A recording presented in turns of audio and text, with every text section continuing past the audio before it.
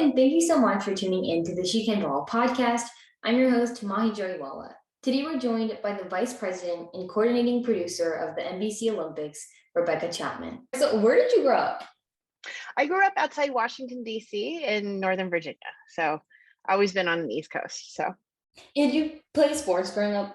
I danced from the time I was 2 to the time I was 18. I did ballet, tap, and jazz. And then in school, I was a cheerleader.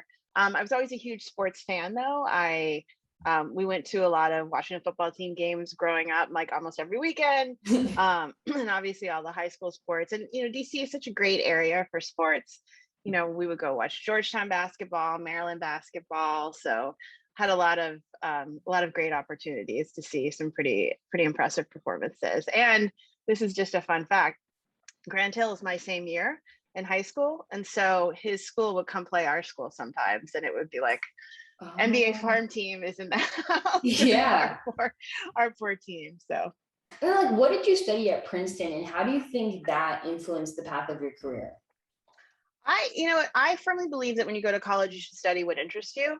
And you figure things out later. I mean, obviously, unless you're going into a pre-professional field like medicine, but I decided to study Romance languages. I did Spanish and Portuguese and Latin American studies. And the great thing about Romance languages, I could take literature classes or art classes and history classes and politics classes, and they all counted towards my major. So I had a pretty generalized interest in things, and it was a really great way to go because it gave me a lot of chances to take different classes that I might not have if I had been in a different major. What were some of the courses that you enjoyed? One of the classes that really stuck with me was a history of the intellectual. There was a professor, Arcadia Diaz-Quinones, who we had a small precept that was maybe 10 people in the seminar. And he would bring in speakers every week, and we would read such interesting things and discuss them. And I remember Cornel West came and talked about Gramsci to us. And it was just an exposure to all these writers that I probably never would have been exposed to or read. And I thought that class was great. John Wilmerding taught a 20th century American art class that was amazing. So none of these are related to my major, but they were really, really great classes. I took a Latin American history class that was fantastic, Latin American politics class that was great. And it was just a really interesting region, especially, in the 90s when NAFTA was getting passed. So a lot of interesting politics in that region that were happening. So, but I sincerely believe study what you like, and then, you'll figure out what you want to do on the other side. And how did media kind of integrate itself in there? Well, I think because I was such a sports fan, I wanted to give it a try. I wanted to work in sports somehow. I didn't think I wanted to be an agent because I didn't really want to go to law school, but I knew I wanted to be part of sports. So what I did was I did everything backwards, and I interned after I left college. So I came home. I was lucky enough to live at home, and I got an internship at the NBC affiliate in Washington, D.C., WRC. And I worked for a man named George Michael, who had a syndicated sports show that aired every Sunday night across the country. It was kind of Sports Center before Sports Center. And he did the local sports and news. So I interned there for about 3 or 4 months after I graduated, and then they hired me as a PA. And I started working, and I made a deal with myself that I'll do this for a year or two. And then if it doesn't work out, I'll choose a different field. Maybe I'll go back to school, and, maybe I'll go to law school. Maybe I'll, go into banking, something like that. But it's, I got the bug. Live TV is really fun. And then so I started in 94, and they hired me that fall. And then about 3.5 years later, NBC got the rights to the next few Olympic Games. And so they started an Olympic unit. And I've always wanted to live in New York, and I always loved the Olympics, and it seemed like the perfect opportunity. So I applied, and I was lucky enough to get a job within that Olympic unit. And that's where I've been ever since, 98. What were some of the things that you were doing once you got there? What made you think I really like this stuff? Well, when I tell you what I was doing, you're gonna be like, "Why did you say you like that job?" I mean, I was mostly logging games, and trying to help pick out highlights. But it was a thrill the first time you get to go in an edit room and they're like, "Cut highlights from this basketball game." You're like, Yeah. "Okay, what were the most important parts of this game? I've got to figure this out. Like, what story do I want to tell?" And so that, I started doing more and more of those highlight packages, and I would get to go to the control room and watch the producer. And then eventually they'd let me produce the like 4 or 5 minute segment on the 6 o'clock news, which was thrilling. So, and you have to figure out, oh, wait, they took too long talking there, so we can't do that tape. So we have to lose that tape. So it's all a giant puzzle. So it's fun. Yeah, no, that sounds great. I mean, when you say PA, like that's like, oh, you run and get coffee, not edit and stuff. So Right. that's Well, definitely I think because that's a good thing about local news. Like you have a lot more opportunities to do so many different things because they don't have as big a staff. So Mhm. And like as a producer, like what would a producer of like a live game do? a producer and director work, together. And the director is the person that's like cutting the cameras and working with the TD, like to show what you're seeing. The producer is kind of the high level person, like, okay, these are the storylines we wanted to cover. You know, did we tell this story? Do we want to roll in this piece of video that we cut that explains this story better? You're talking to the talent, they might be talking to you and saying, like, I want to tell this story here. So then you work with the director to get the right shots on the air. But the producer is kind of like the overarching like storyteller, keeping the train on the tracks person. So when you're in the truck, um, it's actually good when you work your way up through a truck because you work so many different jobs and you learn to have a lot of different voices in your head. Because I think that's the hardest thing as a producer because everybody wants to talk to you all of the time. So you have to know like who to listen to at what time. And obviously talent is most important because they're the front facing ones who are on the air. So if they have a question, they need something, you want to make sure. But then the AD is telling you we need to go to commercial, or the graphics PA is telling you, can you put this on screen? So And then like when you say like storytelling, how does that apply to like sports specifically? I mean, like the Olympics is the best example of it because, a lot of these athletes that become Olympic stars you've never heard of. It's not Tom Brady that you've Yeah. watched play a million times. It's, like, I'm trying to think of, like, Raven from the shot putter from the Olympics this summer, where, she had the crazy hair and the crazy Yeah. masks and, they told some interesting stories about her and she became this breakout star. And I doubt anyone had watched shot put much before Yeah. that. So it's people, Americans naturally care about the US team, but telling stories, telling the background of these athletes is so important because it gives you that much more rooting interest and you feel connected to them. So it can be, we have like a 2-minute profile that we do on someone like Simone Biles that'll run as part of our coverage. But then we might be doing an equestrian, clip, and we didn't have the resources to go out and shoot a feature with that person. So, did our talent talk to those people ahead of time? Do they have some nugget that they can tell about, their training or where they're from, or what they like to do in their free time, like anything that you can do to personalize people. And I think it really enriches the coverage and it makes it fun as a fan to hear these stories. And we do this really cool thing in conjunction with the USOPC. Before every Olympics, we call it West Hollywood because we do it out in West Hollywood, and they take over a few sound stages and they bring like 100 athletes in and they cycle through all these sound stages, and some of it is to do promos, some of it is to do things for the affiliates and talk about their hometowns. There's one whole section when we ask them to bring personal photos and mementos and that they can scan, so you Oh. can see like Ryan. Like one of the best examples is Ryan Murphy, the swimmer, had a book that he made when he was in elementary school for his mom, saying that he was going to win an Olympic gold medal. And so he won the No. gold medal in Rio, and then they showed the clip of that book, and it was so adorable. So there's so many things like that. And it's interesting now too. It's changed a lot since I started working in sports, but now with social media, the athletes are so good at telling their own stories and getting their stories out there. And so I think it's just the younger generation is just really comfortable with putting their stories out there. So there's a lot of content that we can incorporate. Yeah, but like I feel like, and you're right, production is so difficult in the sense of like you kind of have to make that decision of okay, like what do you want to have? And then everyone else also like has okay, what we want to add, and then you have to incorporate Right. all that. How are you doing that when like in college that isn't even like your main cliche, right? Because I feel like most people would come in having like a media major, have a lot of experience, and then be able to do that. But like you're kind of going right in. So You learn a lot on the job.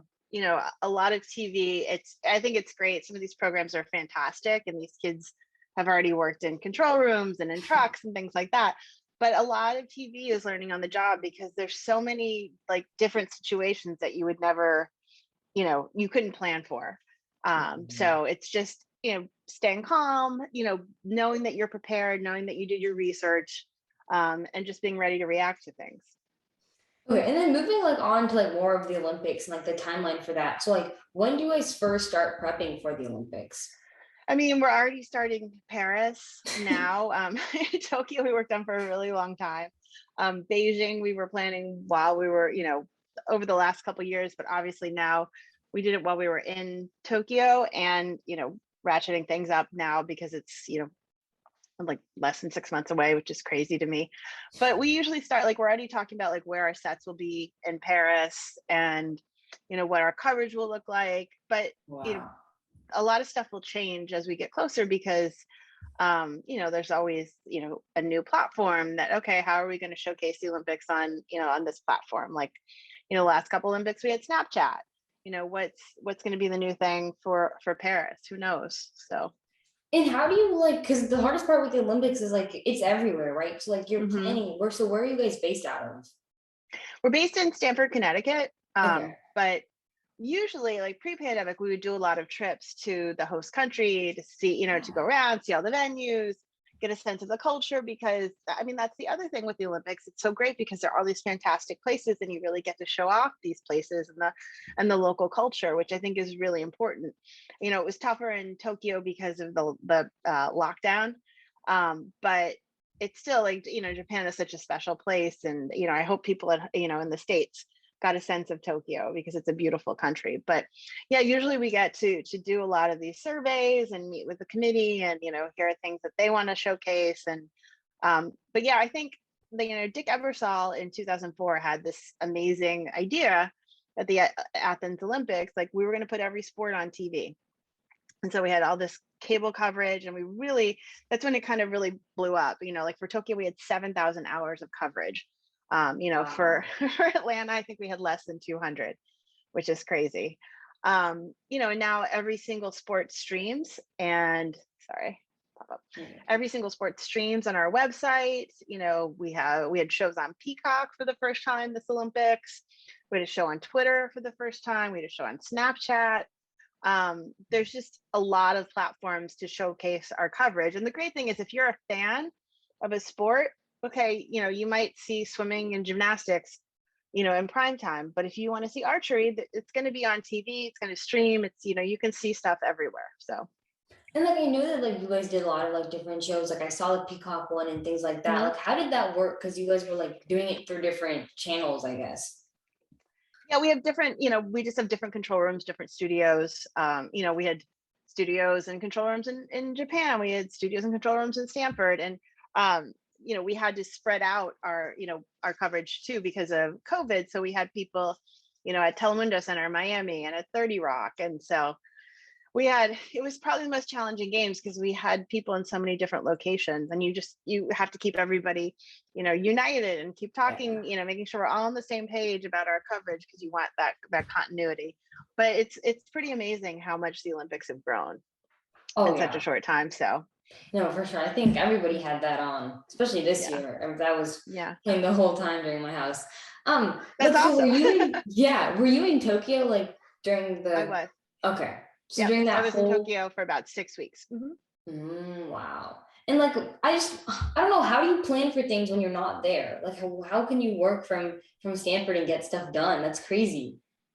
uh, it's what I think the pandemic has shown us um, you know how to stay connected, and our engineers are brilliant, and they figured out early on in the pandemic like how we could keep covering things and covering sports.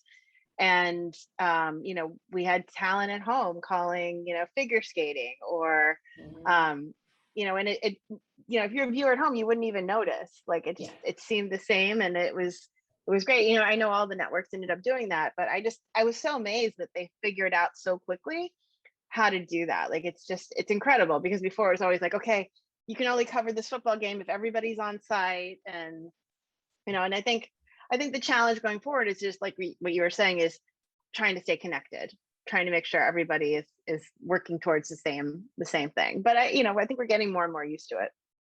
Yeah, and then with Tokyo, because of given the circumstances and with Mhm. COVID, like what did it really impair the whole preparation process? Because like, did you guys find out later that it was going to happen? It didn't impair the process. I think Okay. the hardest part was waiting in 2020 to find out what was going to happen, if they were going to, be able to do the Olympics, if they're going to postpone it.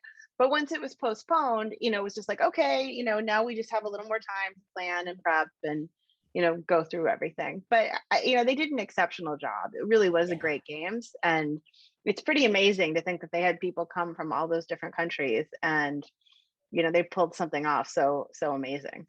Yeah, no, I think that was incredible. Like the fact that Mhm. it was really great. And I think it was really great for people to watch that from their homes during COVID, because it's like, what else Mhm. were we supposed to be watching, you know? Right, totally. I know, it's like I'm gonna watch every Olympic sport. Yeah. What was your favorite sport during the games? I liked swimming. I liked skateboarding a lot. Oh, it's cool, right? It's Yeah, very I kind cool. of just watched whatever was on because it was in. I think the coolest part is like I normally only watch basketball. Like normally speaking, Mhm. like that's all I watch. But like you come down and you see whatever sports are going on, and these are the best athletes of their Yeah. kind. And I think that also kind of eliminates the whole women versus men, because I'd be watching sports and like I feel like I didn't really even realize like what gender I was watching because they're so talented. Like it doesn't even matter. Yeah. Yeah.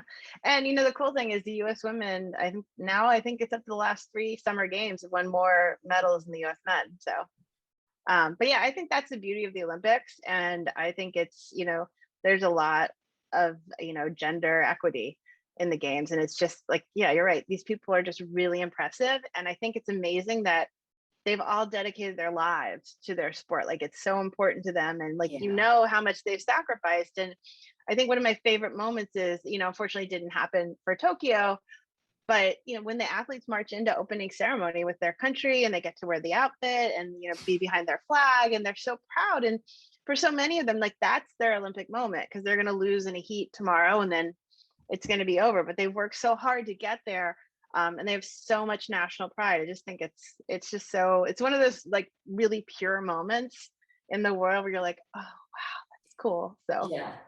No, it's truly incredible. But like whenever you are like in the midst of like the Olympics, mhm. like what does a day in your life look like? um well, my days, these Olympics were tough. My days would start around 7 a.m. And I would get up, get dressed, go to the IBC to work, and I would check in with all the different locations, make sure everything was going okay. Check in on guests and producers and things like that, and then really just work. I- You know, these games I didn't go home until about 12:30 at night each night, so it was a pretty long day. Wow. But I was in charge of all the Peacock content, so I wanted to stay through that. I was trying to be there for the Peacock morning show and stay through the Peacock evening show, which was Tokyo Live. It's actually on in the morning in the States with Matt and Akbar.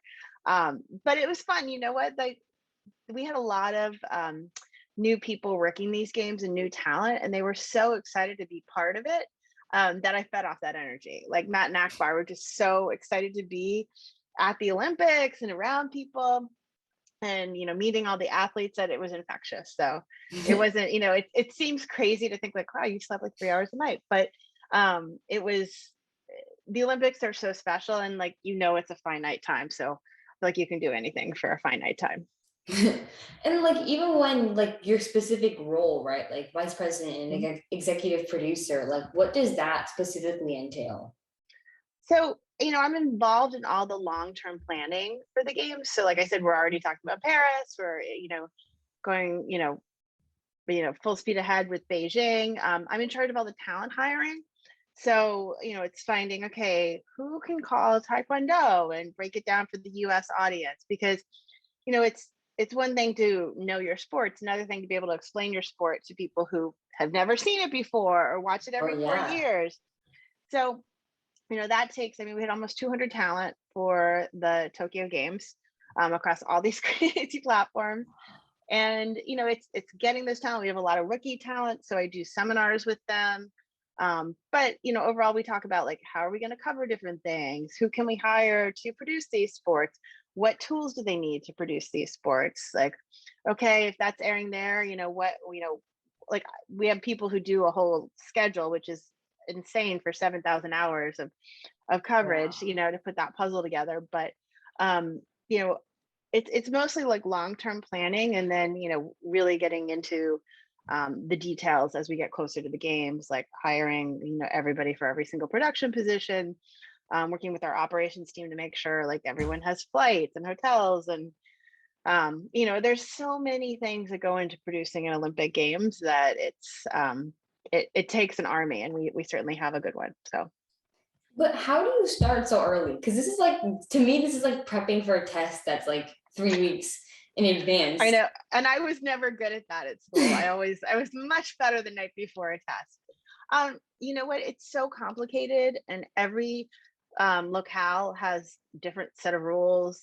So you have to Mhm. work with the local committee and understand what the local laws are. They're different labor laws. They're different. You might need to have permits to shoot in different places. So Yeah. you have to start that early because there are just so many questions that you have and so many things to figure out. But overall, how do you think the Olympics has changed? You've been working it for like past 25 years. Like, how do you think that it's changed over time? Think they've really evolved a lot. Like, I mean, you hit on it. You said you love skateboarding.